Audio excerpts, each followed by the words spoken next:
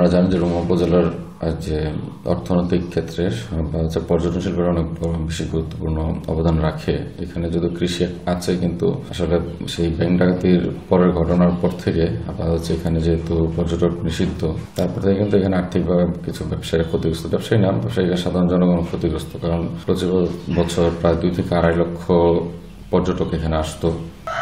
আমরা চেষ্টা করছি যে এখানে পর্যটন কিভাবে ফিরিয়ে আনা যায়। আগে ঈদকে কেন্দ্র করে প্রচুর পর্যটক থাকতো, কিন্তু ভ্রমণ নিষেধাজ্ঞার কারণে এখন পর্যটক আসে না। ব্যবসা পাতির অবস্থা খুব খারাপ। যদি ভ্রমণ নিষেধাজ্ঞা উঠাই ফেলা হয়, আমাদের ব্যবসা আরও চাঙ্গা হবে বলে আশা করি। প্রতি বছর এরকম ঈদের মধ্যে আমাদের অনেক হাজার হাজার পর্যটক আসে, যেমন রিজুক ঝর্ণা আর বগাল্লা কিয়রং। লিলি হালাল বিউটি সোপ, বিএসটিআই কর্তৃক সনদপ্রাপ্ত দেশের প্রথম হালাল বিউটি সোপ, দীপ্তিময় উজ্জ্বল ত্বকের জন্য। অনেক হাজার হাজার এই পর্যটকের ভিড় থাকে এখানে। তো এখন বন্ধের কারণে, পর্যটক বন্ধের কারণে আমাদের ব্যবসা বাণিজ্য একটু কমে গেছে।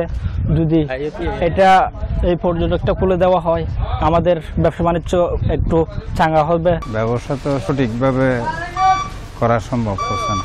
খুবই ক্ষতিগ্রস্ত এই এলাকার ব্যবসায়ী এবং পর্যটকদের সাথে সংশ্লিষ্ট যারা আছে তারাও। আসলে আগের দিনে আমাদের এখানে বেশি ব্যবসা বাণিজ্য হতো, যাতে যখন পর্যটক ছিল ওই সময় ব্যবসা বাণিজ্য একটু বেশি চাঙ্গা ছিল। এখন তো বর্তমানে পর্যটক শূন্য রুমা, ওই কারণে ব্যবসা বাণিজ্য একদম কমে গেছে আমাদের।